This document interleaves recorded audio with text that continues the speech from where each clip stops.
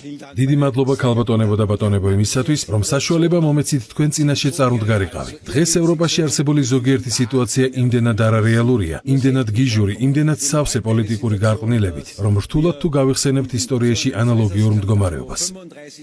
დღეს ჩვენ წინაშეა ეგრეთ წოდებული Pfizer-ის სკანდალი, რომელიც 35 მილიარდი ევროს კონტრაქტებს მოიცავს. ამ საქმესთან დაკავშირებით ცოტა ხნის წინ სასამართლომ დაადგინა, რომ აუცილებელია კომისიის პრეზიდენტ Ursula von der Leyen-ის მოკლე ტექსტური შეტყობინებების გასაჯაროება. თუმცა ეს თითქოს არავის აინტერესებს. ასევე არავის აინტერესებს ის გარემოებაც, რომ კორუფციული სკანდალის წინაშე ვდგავართ კომპანია Huawei-ისთანაც. რადგან ირკვევა, რომ ამ ჩინურმა ტელეფონების მწარმოებელმა კომპანიამ რამდენიმე ევროპარლამენტარი მოისყიდა. ასევე არავის აინტერესებს ფაქტი, რომ უკვე 2 წელია ყველასათვის ცნობილია, რომ კატარიდან დიდი რაოდენობით წამოსული ფული სოციალ-დემოკრატი ევროპარლამენტარების ჯიბეებში მიდიოდა.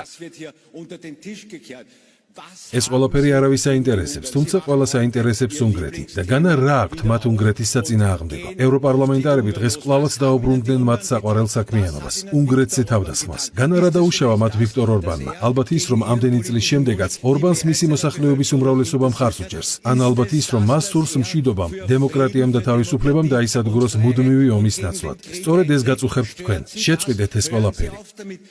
ჩემთვის სრულიად ლეგიტიმურია, როდესაც სახელმწიფო ამბობს, რომ არ სურს დემოკრატიულ არჩევნებში უცხოური ჩარევის ელემენტები არსებობდეს. ეს გამჭვირვალობის პრინციპია, რომელიც ასევე თითოეულ ჩვენგანზე ვრცელდება.